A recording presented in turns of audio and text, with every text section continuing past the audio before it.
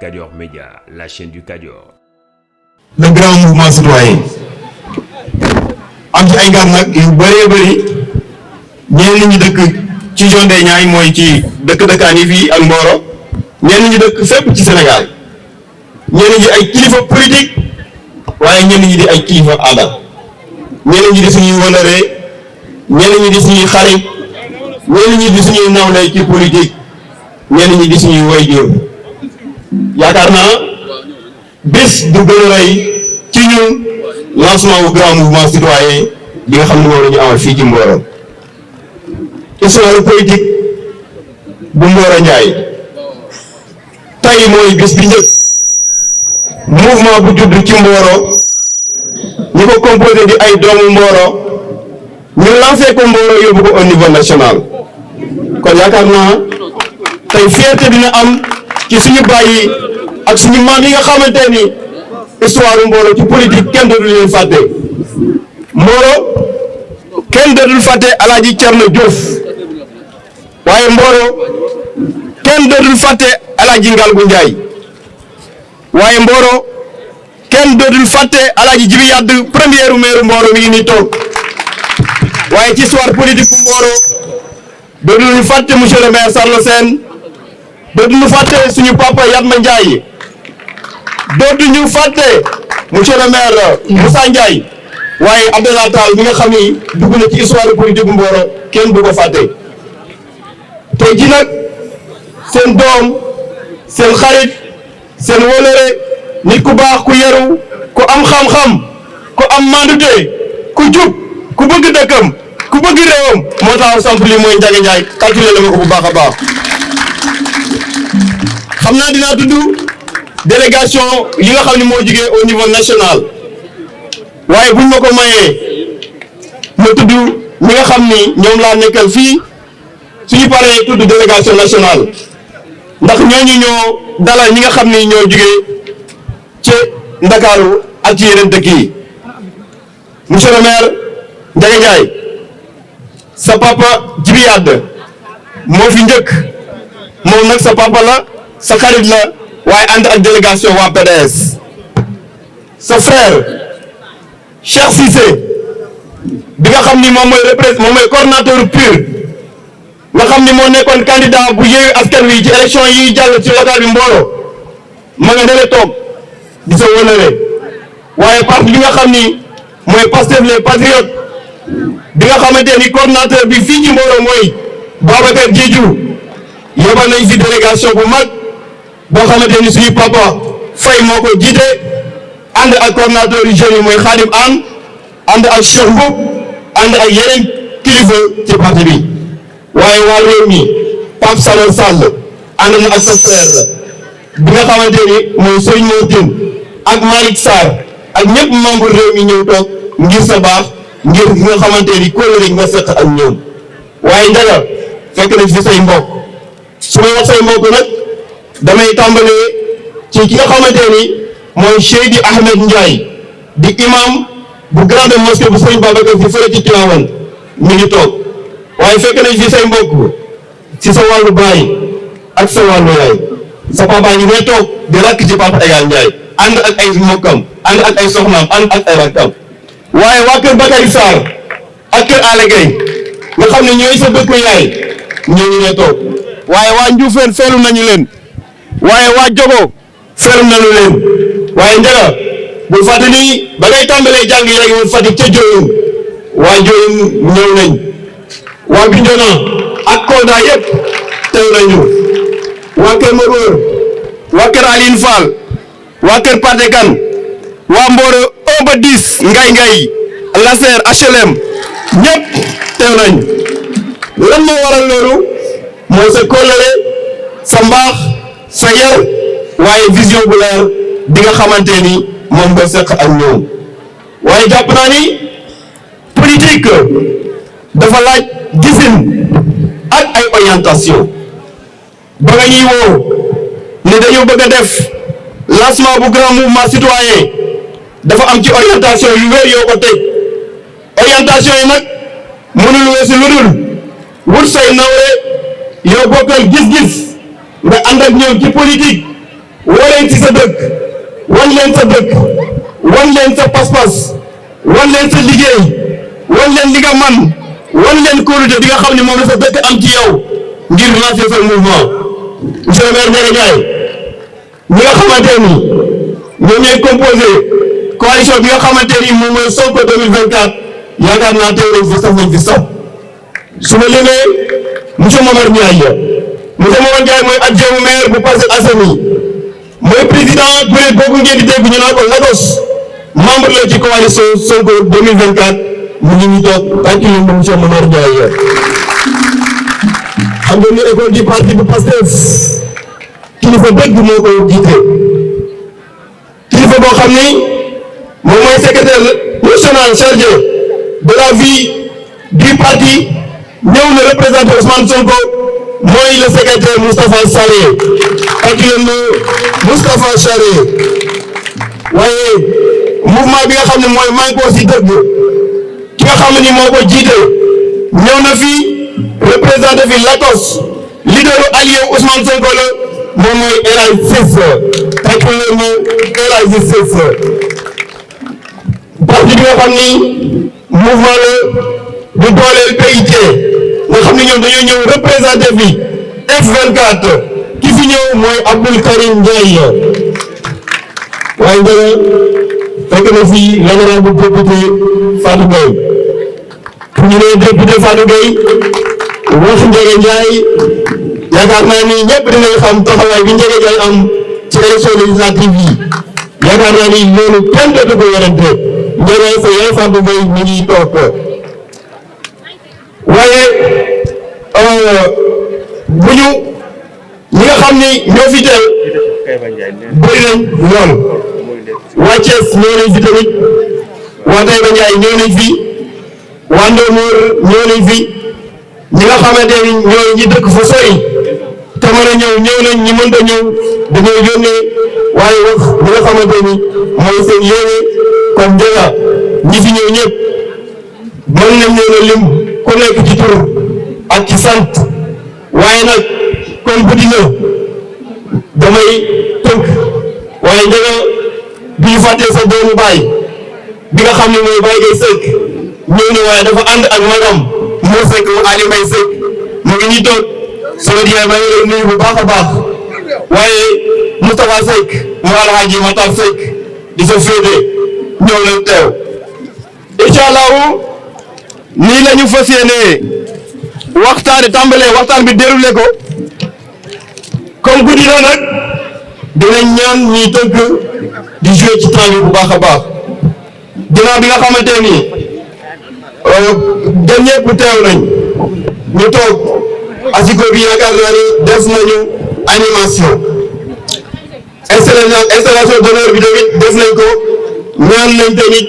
imam Moutala Diouf ñoo ngi lay sant bu baax di gërëm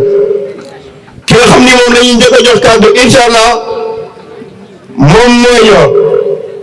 groupe cadre bu grand mouvement citoyen ki ko jiite mooy Souleymane Dia bu Souleymane Dia noppee ñu jox réseau des femmes du grand mouvement citoyen kii wax ci seen tur mooy madame Antoinette Faure bu Antoinette Faure jeexalee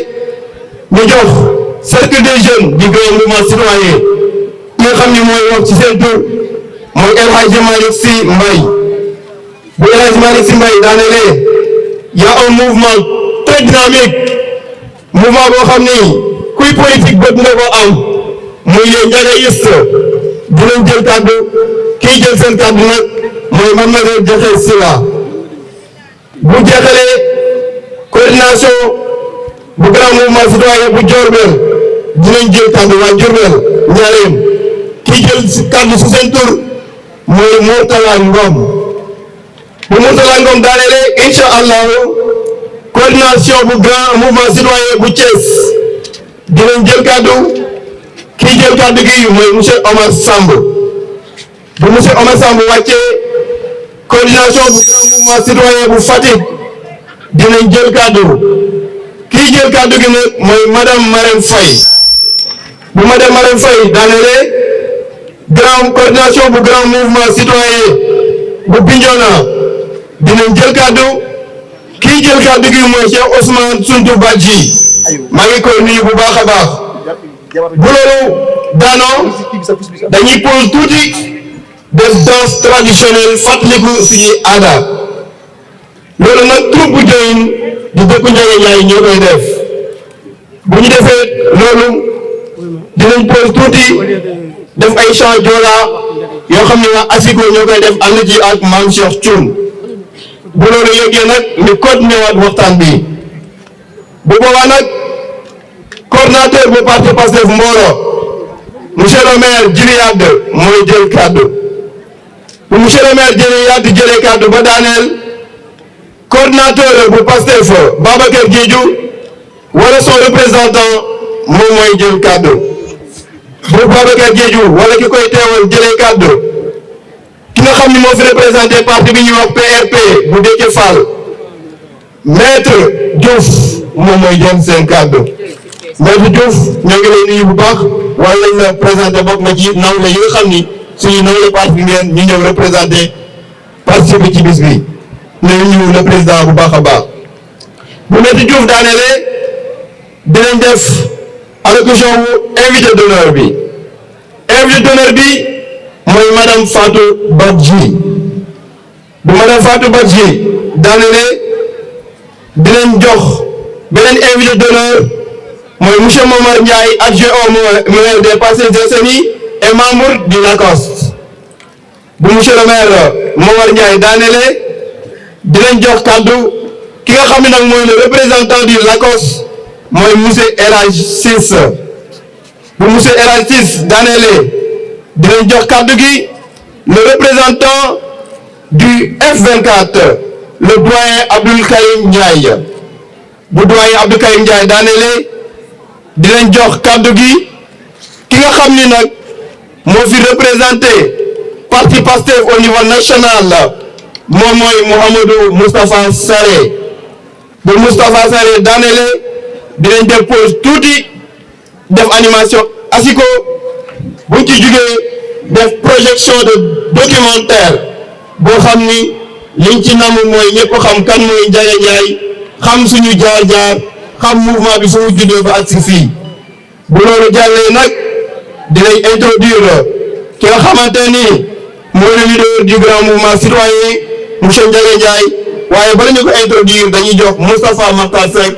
mu yëkkati kàddu gi ñu doog a egg ci waxtaan bi incha allah Bintu Diop yaakaar naa loolu la ñu tënk ay Bintu. waaw.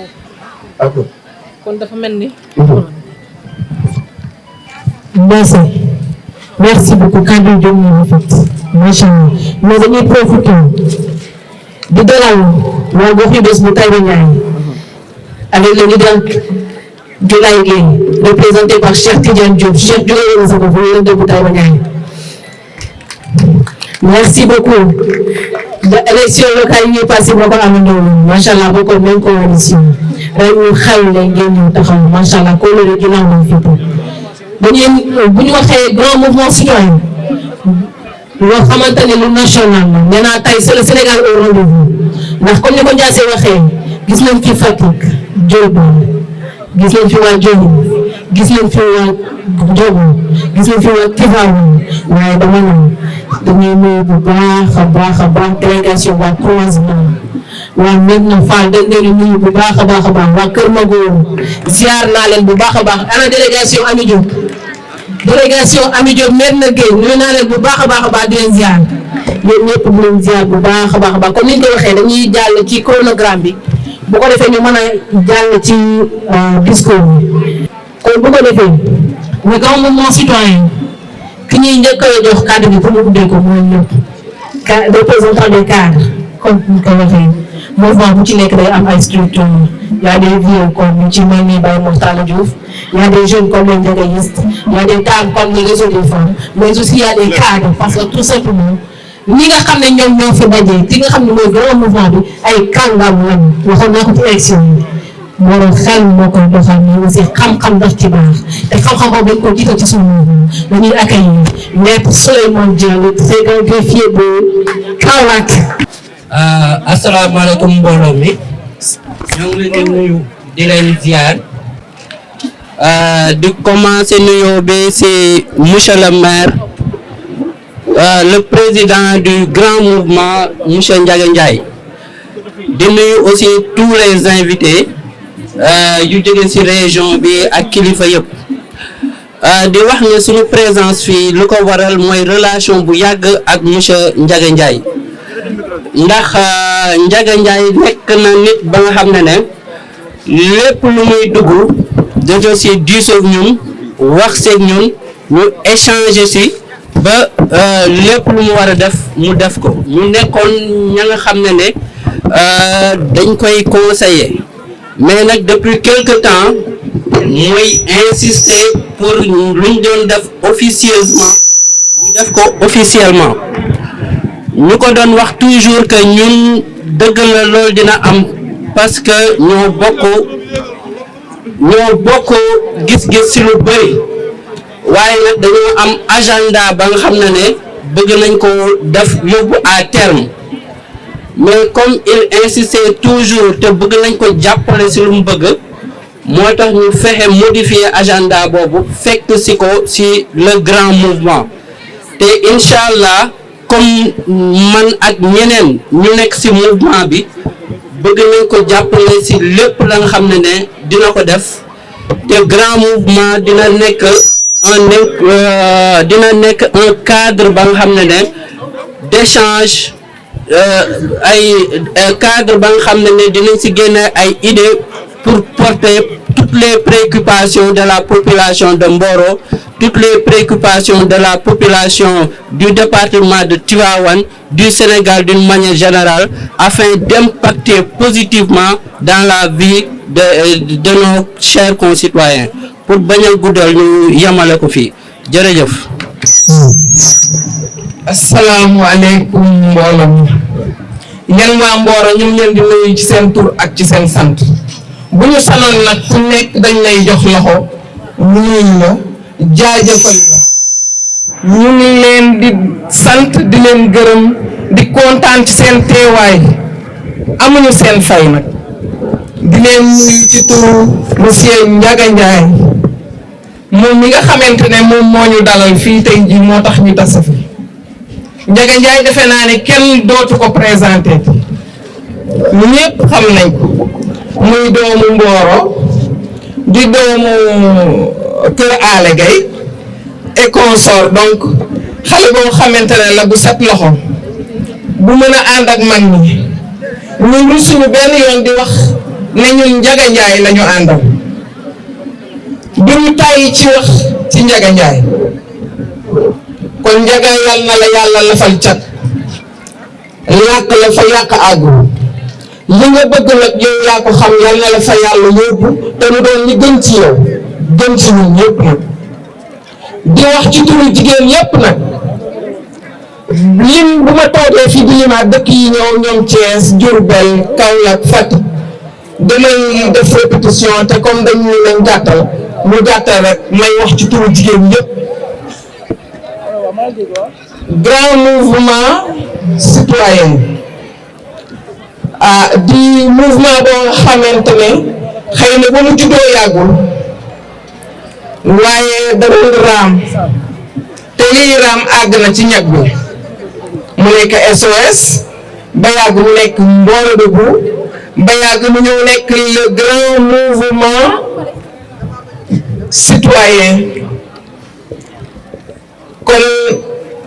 macha allah sant yàlla rek sant yàlla di leen wax nag jot na luy jot na ñu yeewu tuuti nag xam ne suñu réew mi dafa war a defaru li ko war a defar nag mu ngi nii muy Ndiaga Ndiaye nii bëgg Mboro ba mu jeex tàkk bëgg Sénégal ba mu jeex tàkk ambitieux xale bu ambitieux ku ko jàppale mu dem ku ko jàppale suñu réew mi dina jëm kanam gannaaw loolu rek la ñu bëgg nag nañ leen jàppale Ndiaga Ndiaye ngir suñu réew mi jëm kanam suñu dëkk bi sigi tuuti ndax dafa sëggu suñu réew mi gumbaa ko jiite la fañ topp ci dama bëgg ñu yeewu nag dama bëgg nañ leen yeewu surtout ñun jigéen ñi bu ñu nangooti ku ñu nax di ñu jox saaku ceeb wala di ñu jox complétu vax nañ leen yeewu jot na sunu dëkk bii di Mboro ñun Mboro la ñu am te Ndiaga Ndiaye moo ñu fi toogal yeewu jot na nañ leen yeewu boot xale bi roganti ko ba nga xamante ne ku dugg tee si Mboro rek dina xam ne Mboro am na lu fi ne te dañ ko war a suuxat nañ leen suuxat garab yi ndax Mboro sigi Mboro li fi nekk ci gàncax li fi nekk ci liggéeyukaay li fi nekk ci kenn mënu ko wax te bu ñu dugg see Mboro mu mel ni dara amu fi Mboro am na luy nit war a wuti ci àll bi rek xale yi di dugg ci gaal gi di suux di nekk ci géej gi dee ci géej gi li ñuy wuti ci àll ba am na Mboro am na Sénégal nañ leen jàppale jeunes yi te bu ñu jàppalee jeunes yi mag ñi daañu noppaluku mag ñi sonn nañu yaay yi daw nañu ba xamu ama deseetuñu tànk deseetuñu ndigg ndax lan ndax suñuy njaboot kon nañ leen jàppale xale yi kat ndax ñun ñu mën a dallu waaw ma yem fii nag ba beneen yoon ndax comme waxtu yi daf ñoo naj bañ a guddal rek di leen sant di leen gërëm nag te di baalu ak lu ci jubul rek mën naa ko dëggal waaw jërëjëf baal leen ma ak bu baax a baax macha allah. Monsieur le Président du Grand Mouvement Citoyen, Messieurs et Mesdames les honorables invités, honorables députés, maires et présidents de mouvements et partis politiques, chers militants et sympathisants du Grand Mouvement Citoyen,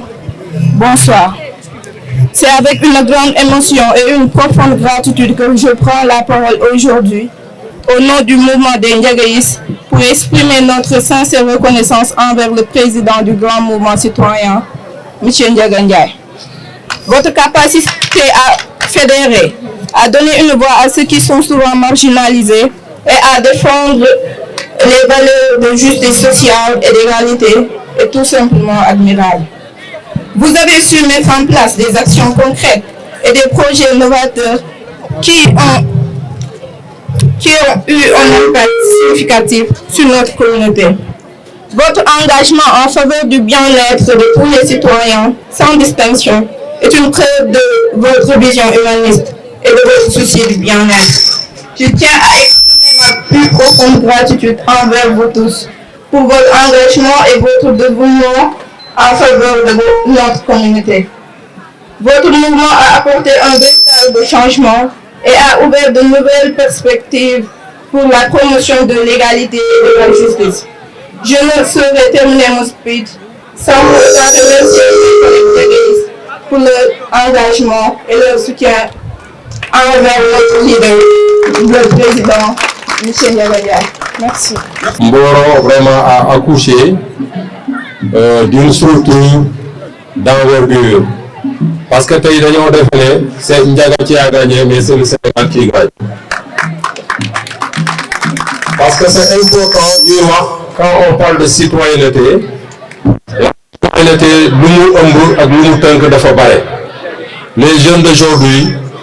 tey ñoom ñooy prospérer à devenir une relève pour demain. ñu leen di exhorter au travail. En même temps aussi ñu leen di wax ni lii nii c'est un échange. C'est un échange, c'est une coopération, c'est une réalité. lu ñuy mën a gëm dans leur tête ñu xam ni tey le mouvement bii nii du c'est pas un petit mouvement parce que c'est un projet bi nga xamante ne dañ ko jëmmal ñu yàgg ko taxawal yàgg ko togg tey lañ ko yàgg proposé waa Mboro seen politique di leen wax ni moi vraiment je suis rassuré. lu tax ma ne je suis rassuré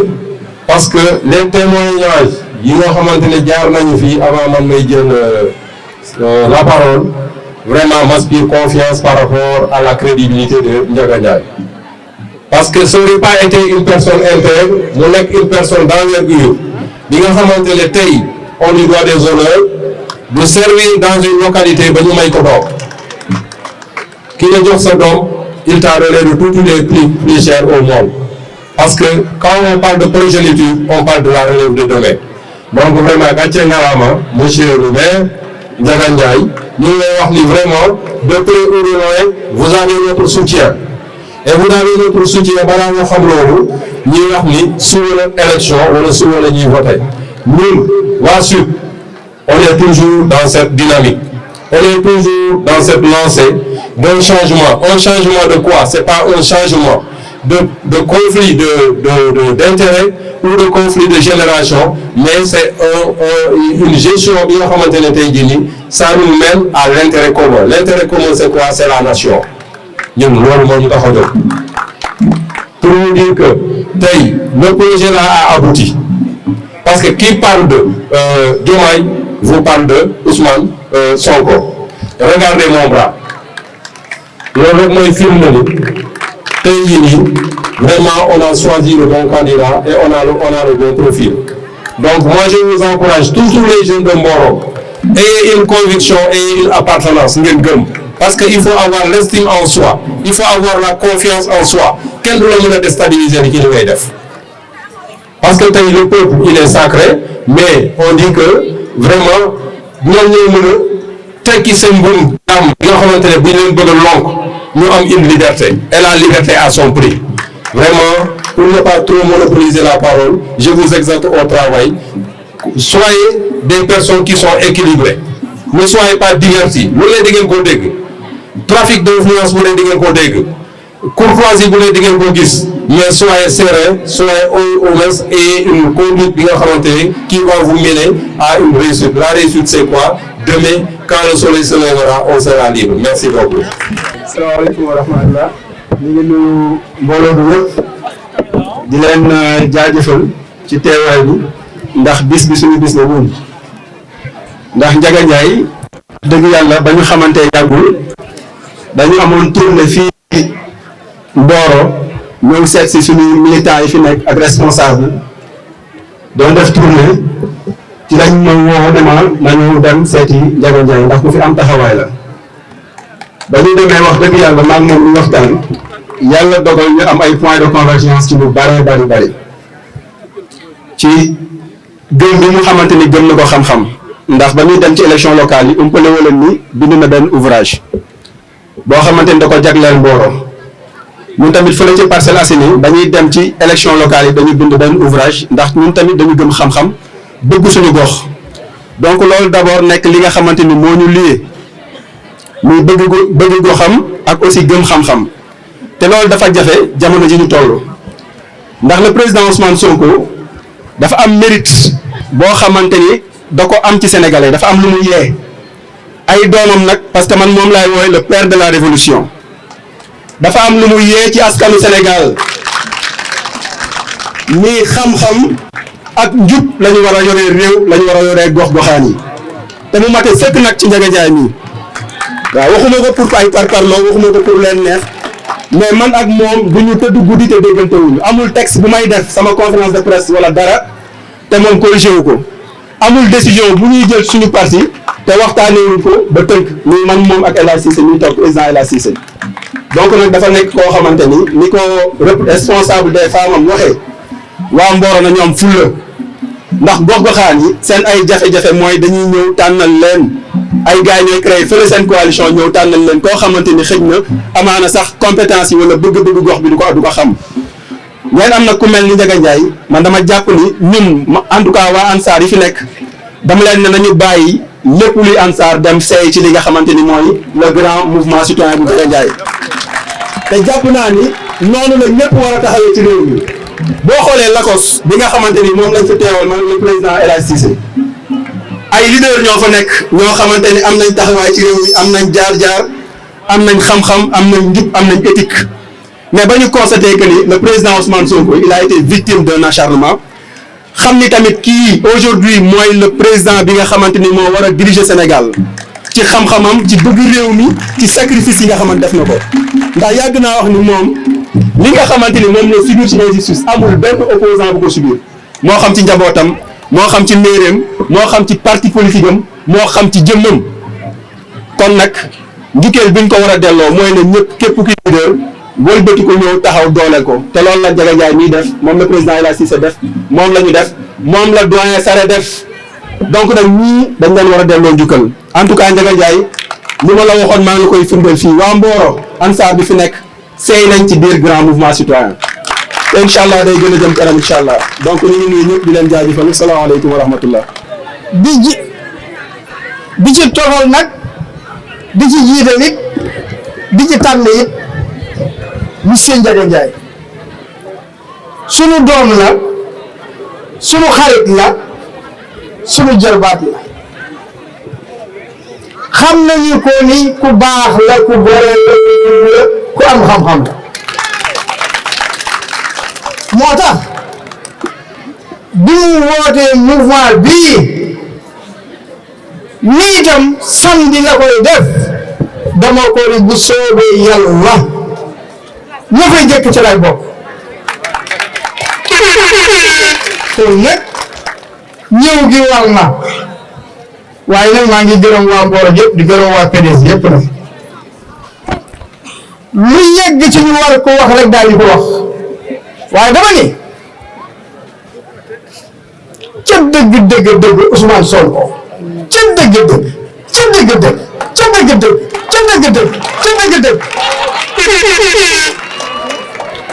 waa ju baax la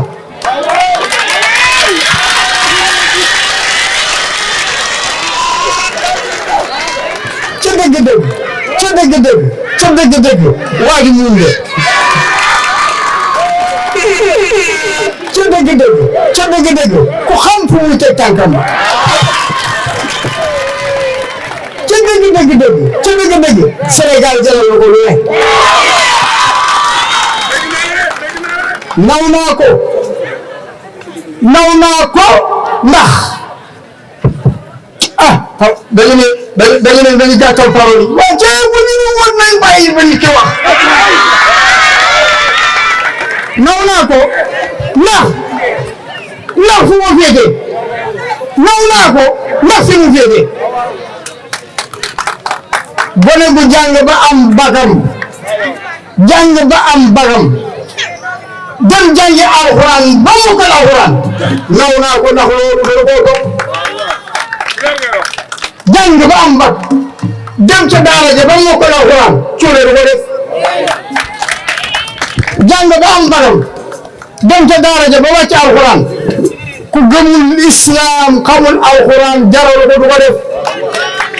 kon nag ñoom bu ñu taxawee ni Ousmane Sonko dafa bañ tubaab yi waxuñu dëgg bu bañoon tubaab yi du jàng ba am bac mani Sénégal yëpp nañ yeewu rek bis ba balaa 9 heures na leer balaa 10 heures na leer mani ku ne xam nga ku la man dañ ko door na nga wasalaam Sonko namu naa la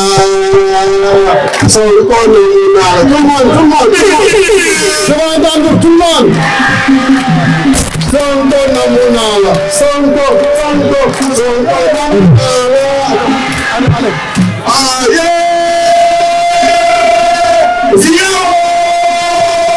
Sonko namu naa la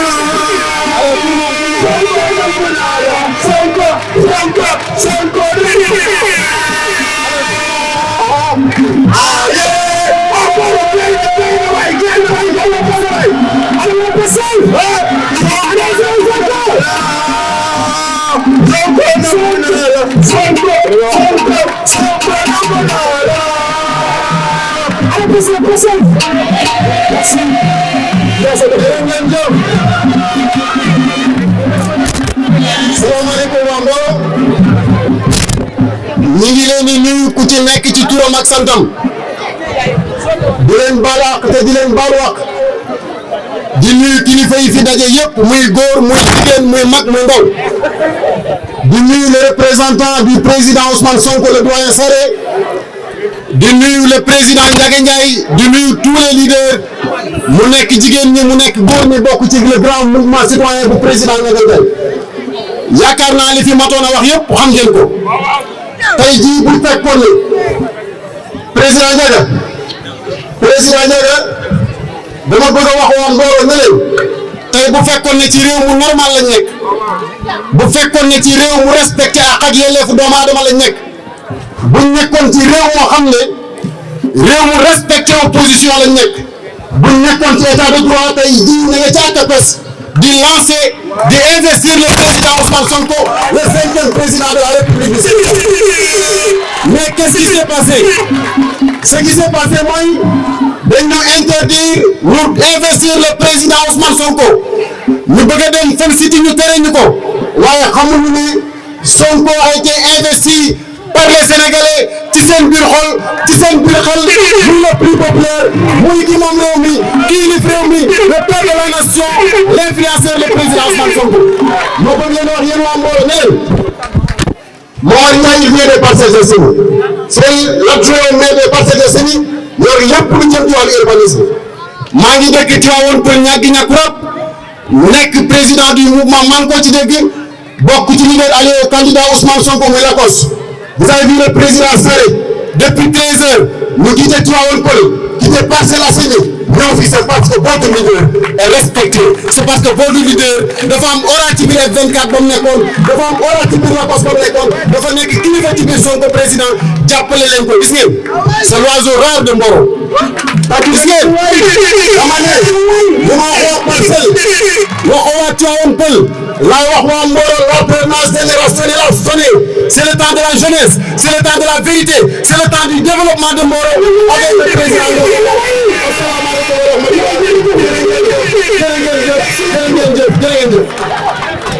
orateur yi fi jaar yëpp di encourager également tous les jeunes yi fi ñëw donc effectivement comme ni mu ko waxee Ndiaga yàgg ñu xamee mu invité woon ma parce que ci F24 la ñu xamante mais bi may ñëw ma tàggu suñu responsable mu Mouhamadou Mbodj di coordonnateur national mu ne ma ah kon ne dina nekk double invitation dina demoon sa bopp waaye di ma yóbbaaleel sama kii parce que dama am ngànt ku xam fi réew mi toll xam ne mbir yi jafe na bu loolu weesoo dañuy wax ci Ndiaga parce que kuréelu M24 li ko tax a jóg foog naa ñëpp xam nañ ko moo doon jàmm réew mi parce que toll woon na foo xamante ne dañu ne jàmm gën 3e mandat waaye am na leneen ñu mu ci boole ci xeex bi ba mu gën a complexe ba fi mu nekk nii li ñuy wut ci loolu yëpp ci jàmm gi mooy ñu ànd ak dal liñ ciy wut mooy réew mi stabilisé wu liñ ciy wut mooy détenu yi ñu bàyyi leen liñ ciy wut mooy élection yi ñu jaar yoon liñ ciy wut mooy ku mën sa morom duma te loolu li koy wane mooy rapport de force te rapport de force ci li muy jaar mooy élection yi di ñëw ñëpp doon benn te loolu dafa initier un processus boo xamante ne mooy mbooloo mooy doole te comme ñoom dem nañu ba nga xamante ne ñu ngi yaatal seen biir di fekki ay ñeneen loolu lu ñuy encouragé toog naa monsieur Ndiaga Ndiaye ñu may gërëm ci wàllu loolu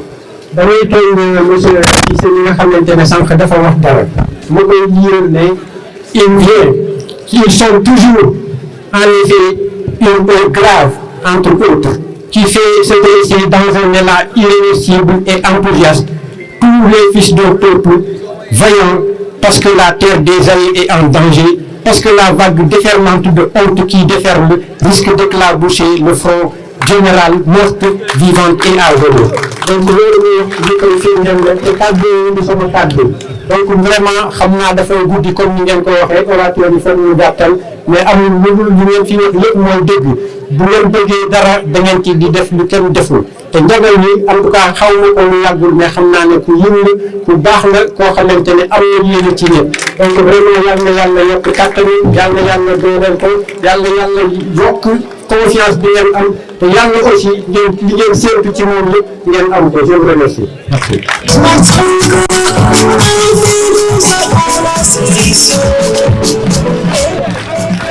jërëjëf Ndiaye.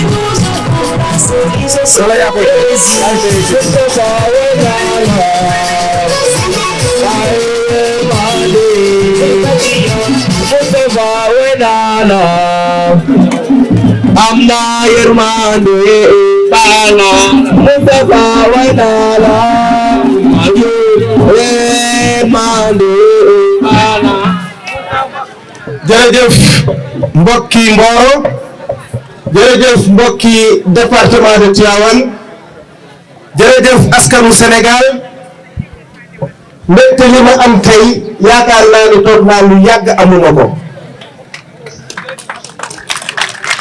ndax lii ñu ma xañ sànq ci Parcelles Assainies war a investir sama candidat pour mu nekk 5e président de la République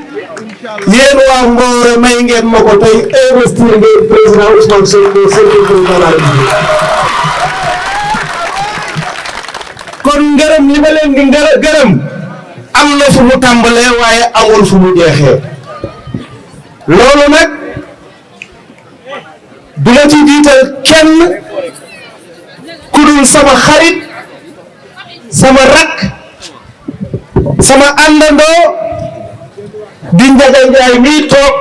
di seen doom di seen xarit Ndiaga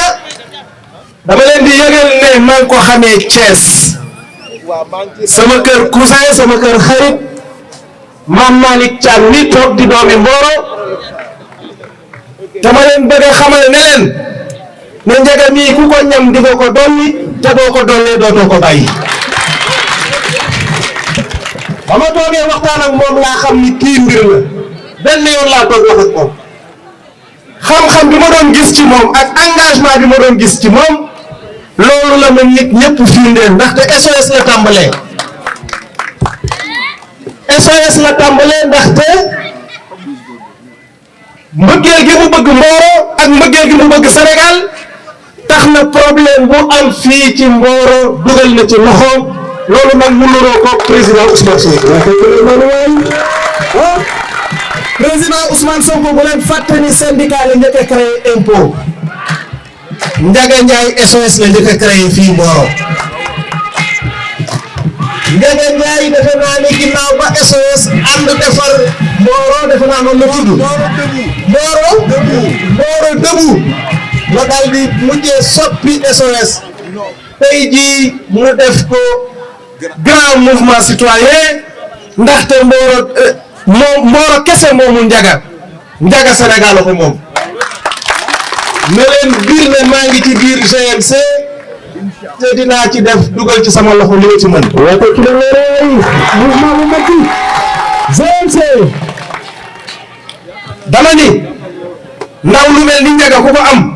da nga koy jàpp waa Mboro téye leen Ndiaga ak seen fukki loxo ndaxte kat li ma wóor ba wóor mooy au soir du 25 février 2024 quand à pareille heure on aura déterminé Ousmane Sonko comme président de la République ndaw lu mel ni Ndiaga Ndiaye mii la nar a àndal pour liggéey réew mi président Ousmane mi ma yebal fii moo ma fi yebal nee na boo demee na nga wax Ndiaga ne maa ngi koy suivre bu baax ndax élection 2021 la ko commencé suivre élection locale man gëm naa ni mënuñoo defar Sénégal te boolewuñu ci Ndiaga Ndiaye mii déedéet waata ci leen loolu waay Ousmane li mu bëgg mooy réew moo xam ne ndaw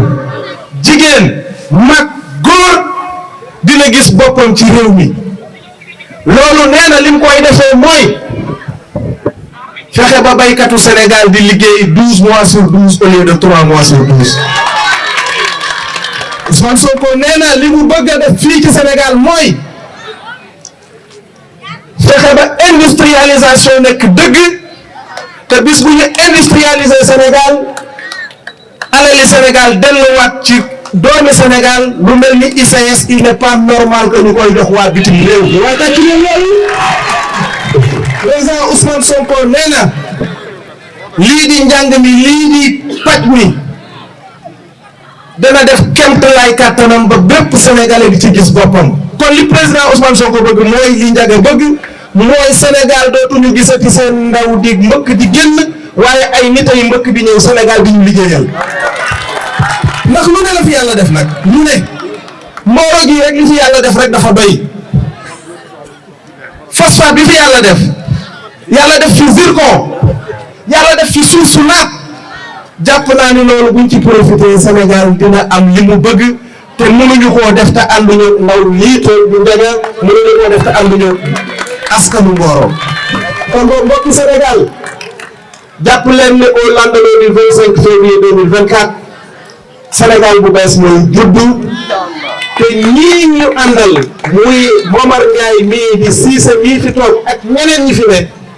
jàpp leen ni ñii ñoo nar a liggéey Sénégal te duñ ci ànd ak kenn ku dul ndaw li nga xam ne moom la yàlla xar xolu Sénégalais yi def ko ci muy le président Ousmane Sonko xam naa ne namm ngeen ko de waaye li ma wóor ba wóor mooy moo leen gën a namm nee na ma bis bu ma génnee woy woowuñu ma woyal dinaa leen fental weneen woy moo xam ne dinaa leen wax ne maa leen gën a namm yéen ndaw Sénégal jërë ngeen jëf ñooñu leen di gërëm di leen sant di leen wax ne Pastef les patriotes gis na taxawaay bi gis na liggéey bi nga xam ne waa askanu Mboro mi ngi koy liggéey te it ñi ngi jàpp ne Ndiaga Ndiaye mii dañ ko war a jàppale mu ànd ak président Ousmane Sonko ñu liggéey Sénégal asalaamaaleykum wa rahmatullahi wa barakatuh. Mama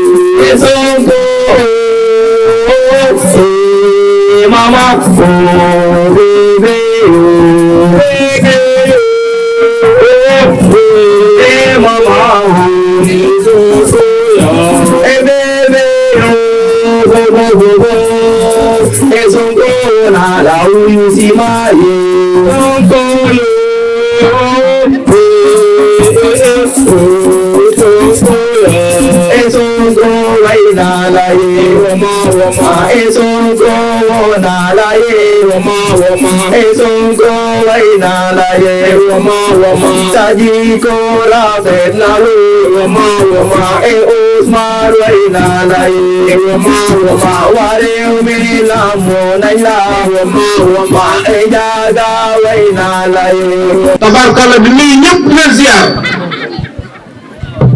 waaye di nuyu kilifa yi teew ci jotaay bi yëpp di ci jiital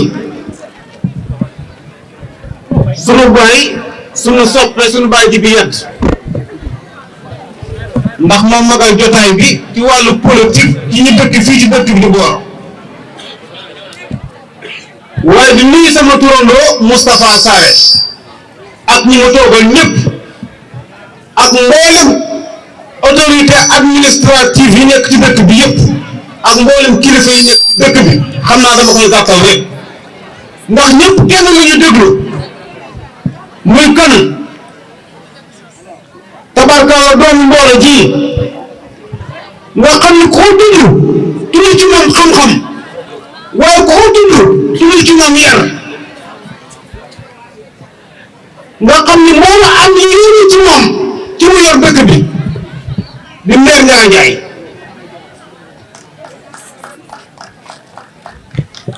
ndax ndaw bu yaruwul du war maale mag waaye du ma nekk gone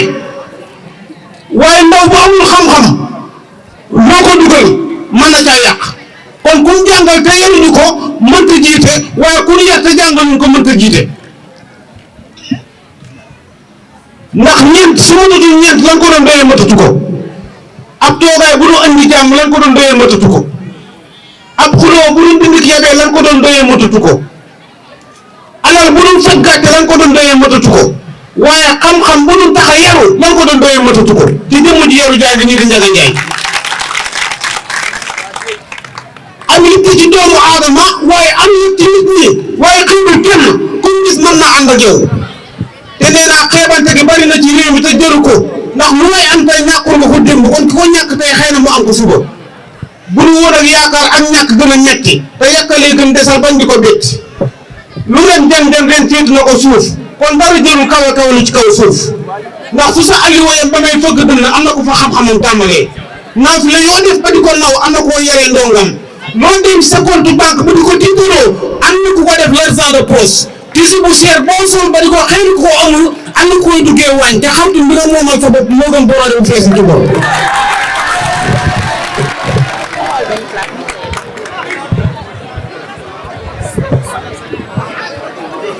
kon ak yërëm ci doomu aadama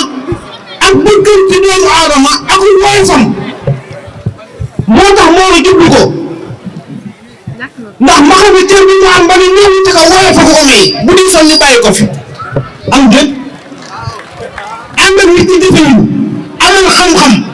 te wàcce sa bopp te jige leen te am ak njub ndax nga suñ potaas bu ca yoori bu mu amee weesu nga ren ba daa mel déggoo leen ba jëmm ji di jëmm ji yaru di jëmm ji am ngor ndax as góor am ngor ak gore dañoo nuroo te duñu benn as góor ñaar ñi ko jure yem judd kenn mënu caa dem sa morom ki gore yem ci du laal dara kenn waaye dara du dem ci kenn góor si gore xam ngor te am ngor juróom benn médaille lay rangoo door a nekk cadre mu ñàkk de sa ngor mer ànd ak sagu tiit de sa fit xam nga jëre wax noppi wét wétali ko ngor alal la mën ci jariñ ay bañam waaye tabarkalla fi may daane ne mooy masha Allah jàmm ñor ko nag di jàmm réew mi ndax may wax ni politique bi gën suñu réew naaru góoru njub di ko yeewu suñu gétt ànd defar li ñu war la moytu naqar suñu xuloo yi wër te bari bu gënoon ñu romb pari suñu wax yi ànd ak jëf suñu réew mi lii ko saf di meroo ba mar di fi am ndoxu jàmm mu gëj ci du ndam sénégalais buñ seetaan nañ moytu ñoon reetaan buñ taamu jiite ba def bu ñu yóbbe ay di ko nef ndoxu yokku mar ku ko naan di nga jaaxle tey wuti ñaan suñ gaal gi nañ xoolaat yoonam ñu sax di xalaat li ñu war ci wax ak i jëf njariñam ñu bañ di ci kaf nañ moytu gaal gi ayib mooy mel ni réew dañu yeb te ànd yi di ko joow luñ war la te ndawi coow nañ taamu jëm yi ci gën te ñu bàyyi topp bakkan buñ ko jàddalit fóorul bu ñu teggi yoon yu gënul suñ gaal gi fuñ ko di wéeg ku di mer di xëy di demee ci sa kàddu wax ju xajam beetu zone rouge bi fu mu jëm bëgg nit jërul andi ay di ci mer ba yàq sa woy politique jërul xiiroo wala boot di koon temeroo ngeen defar moo ñu tax a jóg kawe romb yii ko ko jóg ku ne tàmmalee ci ko xam di defar ba ñëpp di xam politique bi gën suñu réew naaru góoru njub di ko yeew suñu gétt ànd defar li ñu war la moytu naqar kon tabarkalla foofu laa wéer kàddu gi waaye di ñuy waa Mboor yëpp ndax ñàkkuñu fayda ba tabarkalla yeneen dëkk yi jiitu leen ci jotaay bi ndax bu ñu sàggani jëmm ji yeneen jiite yi nangu yeneen dëkk yi nangu ko ci ñun tabarkalla ñu am fayda ba bëggal ko seen bopp ndax xaj yi ci kër gi buñ seetaanee ba xar yi di màtt sàcc bi bu ñu yéete yéende seen bopp wasalaamaaleykum. Je voudrais d'abord, avant de prendre la parole, s'il vous plaît, inviter M. Moutala Ngom et Mme Marème Faye, mais également M. Omar Sam, qui représente le grand mouvement citoyen au niveau des régions de Ziguinchor, mais également de Thiès et de Diourbel, à venir se présenter ici, parce que malheureusement, le temps nous a été tellement pris par d'autres activités, ce qui fait que voilà, on n'a pas pu malheureusement leur donner la parole. Donc on s'en excuse quand même. Honorable parlementaire, monsieur le représentant du président Ousmane Sonko, Moustapha Sarré, secrétaire national de la vie du parti PASTEF, mesdames, messieurs les leaders de partis politiques, messieurs les représentants du F24, du PASTEF, du Rewmi, du PRP, du PUR et de Awalé, mesdames, messieurs les représentants de la coalition Sonko président 2024, mesdames, messieurs les représentants locaux de partis politiques, distingués invités, chers militants et sympathisants. Je voudrais tout d'abord souhaiter la bienvenue à nos distingués invités et à nos vaillants militants de l'intérêt du pays qui, pour la première fois aujourd'hui, foulent le sol fertile et accueillant de Mboro, capitale de la zone des Niayes et grenier légumier du Sénégal. J'ai le plaisir d'accueillir à cette cérémonie de lancement M. Moustapha Sarré Samagoro, secrétaire national chargé de la vie du parti, qui est venu aujourd'hui représenter le président Ousmane Sonko. J'ai également le plaisir de vous présenter M. Momar Ndiaye, adjoint au maire des Parcelles Assainies, président du parti Ansar, membre de la coalition Sonko président, un citoyen patriote que j'ai reçu à Mboro il y a juste un an. Il y a également ici des militants qui sont aujourd'hui présents. Il m'a reçu très récemment dans son bureau au Parcelles Assainies. J'en dirai également autant pour M. Ela Cissé, président du mouvement Anko Chidegu, membre également de la coalition, mais également du LACOS, qui représente aujourd'hui. Vous me permettrez aussi de souhaiter la bienvenue au doyen Abdou Karim Ndiaye, président ou coordonnateur de Dolel PIT, un ami proche du regretté Dansokho, qui est venu aujourd'hui représenter un autre doyen des combats politiques et citoyens. Je vous nomme M. Mamoudou Mbodj, coordonnateur du F24, empêché. Le doyen Abdou Karim Ndiaye profitera de son premier séjour à Mboro pour présenter ses condoléances à Mme Ramassi, veuve de son défunt jeune frère Albouri Ndiaye di Tchaki, qui travaille au niveau du conseil départemental d'Mbour, arraché brusquement à notre affection il y a juste un mois à la suite d'un malaise. Je nous nouvelle ici devant l'assistance mes condoléances à toute sa famille, mais particulièrement à sa fille Mam Chara Indjagaïs, mais également à sa petite sœur Fatou Ndiaye, qui est également mon élève. Je voudrais exprimer toute ma gratitude à leur endroit. Merci vraiment, chers amis, d'être venus à Mboro. Les sections communales du PDS, du PUR, du Réumi, de sont bien représentés. Il y a M. Cherny du PUR qui est là, M. Chertiam Sissé également. Il y a également Marcel Bandjaki de Awale Mboro, le doyen Djibiyad, avec une très forte délégation composée de l'honorable député Mme Fatou Gueye. Et également là, mon ami et frère Moutine, accompagné également d'une délégation de Réumi avec Pape Sonorsal et mon cher ami Malik Sarr. Je suis très touché par cette mobilisation en ce jour de lancement du grand mouvement citoyen, qui est un mouvement né dans un contexte politique et social extrêmement tendu, marqué également par un recul démocratique et des violations répétitives des droits et libertés politiques et citoyennes des milliers de nos compatriotes. Le prochain régime, par la lucidité des leaders qui le composeront, mais par la vigilance du peuple alerte et exigeant, resteront enfin l'état de droit, seul que le régime sortant aura malmené et déréglé pour assouvir des intérêts d'un camp politique finalement réduit à sa plus simple expression. Chers militants et sympathisants, le grand mouvement citoyen, votre mouvement politique, est lancé. Il est lancé à partir de Mboro, fief natal de son président. Il doit s'élancer partout au Sénégal parce qu'il ne vous appartenait plus. Il l'était au moment où il était une idée. Maintenant qu'il est devenu un projet, il appartient désormais à tous les Sénégalais d'ici et de la diaspora. Mesdames, Messieurs, distingués invités, chers militants et sympathisants, nous lançons ce mouvement en période de pré-campagne électorale qui s'ouvre officiellement ce 5 janvier 2024 pour une élection présidentielle que nous voulons libre, démocratique et inclusive. Le grand mouvement citoyen, membre de la coalition Sonko Président 2024, a choisi son camp, celui de l'espoir d'un peuple debout, durement éprouvé par une gouvernance caraboleuse et antidémocratique du régime en place, marqué par de nombreuses violations des droits des Sénégalais, une gestion des finances publiques aux antipodes des préceptes d'une gouvernance sobre et vertueuse que le régime nous avait vendu en 2012. Sonko Karim Khalifa Dagnon Warab Bok. Et le peuple sénégalais tranchera ce débat.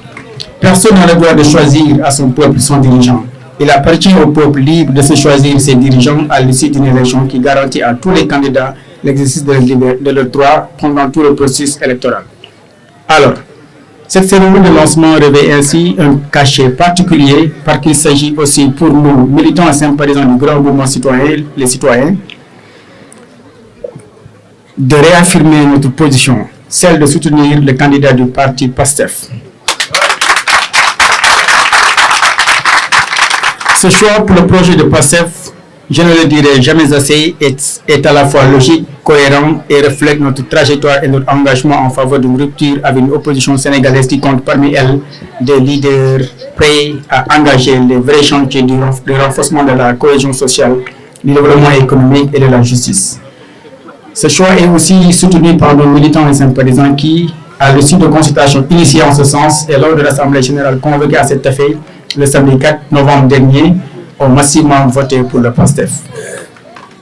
C'est surtout le lieu de rappeler aux patriotes du Sénégal, et particulièrement celles et ceux de la zone des Niayes, que le grand mouvement citoyen, membre du F24, de la Corse et de la coalition Sonko Président, est un allié sûr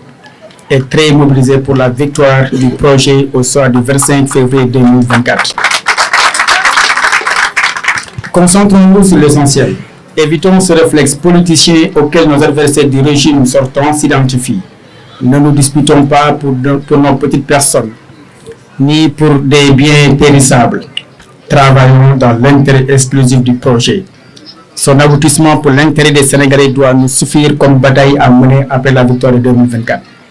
C'est aussi le lieu de dire aux leaders ici représentés, aux alliés et à la coalition particulièrement, que les Sénégalais sont globalement déçus par les politiques économiques que les régimes qui se sont succédés depuis l'indépendance ont eu à exercer. Cela est dû à une conception erronée de l'exercice du pouvoir, mais à un éveil populaire et souverainiste longtemps défaillant. Le réveil a été brutal pour le régime qui sait déjà qu'il a tout perdu ou presque, mais qui, en voulant se maintenir au pouvoir, s'y prend trop mal à travers des procédés qui, après avoir terminé l'image du Sénégal au plan international, ont mis l'économie nationale à rude épreuve. Le débat politique s'enrichit dans la contradiction et dans la liberté de le faire. Nous mettrons fin à toutes les dérives autoritaires à l'heure actuelle. Le grand mouvement citoyen est résolument engagé et très mobilisé pour une élection libre, démocratique, transparente et inclusive, malgré les jeux sélectifs auxquels se livre le régime sortant. C'est ça dont les Sénégalais ont besoin et ce n'est pas nécessairement ce qu'ils entendent, et ce n'est pas nécessairement qu'ils veulent entendre. Ils l'ont déjà entendu des milliers de fois peut-être. Ils veulent des actions concrètes dans ce sens qui leur rendent leur dignité en tant que république démocratique et une économie prospère. Notre engagement envers la coalition Sonko président n'est ni le réflexe politicien que certains acteurs politiques assimilent et prêts à servir le Sénégal à partir de 2024 avec une victoire éclatante de notre coalition dès le premier tour ou au scénario le moins heureux après un second tour qui ne sera qu'une formalité pour le peuple qui a déjà montré son adhésion au projet que porte la coalition Sonko président pour que Ousmane Sonko devienne 5e président de la République du Sénégal par la bonne volonté. Mes très chers militants et sympathisants du grand mouvement citoyen, je voudrais juste vous adresser quelques messages que vous assimilez mieux que moi. Vous demandez de ne pas accepter que l'on définisse votre rôle au sujet de la constitution de ce pays sur la base de votre statut social. N'acceptez plus que l'on vous définisse selon que vous soyez citadin ou membre d'une communauté rurale. N'acceptez plus que le leadership politique de façon générale ou que les régimes qui se succèdent au pouvoir depuis l'indépendance vous conçoivent comme des éléments électoraux qui n'attendent que les campagnes électorales pour intéresser la classe politique. Définissez votre rôle par vous-même et faites du slogan cher au PASTEF li ñëpp moom ñëpp bokk. Un breviaire qui sera votre baromètre de l'efficacité des interventions de l'État.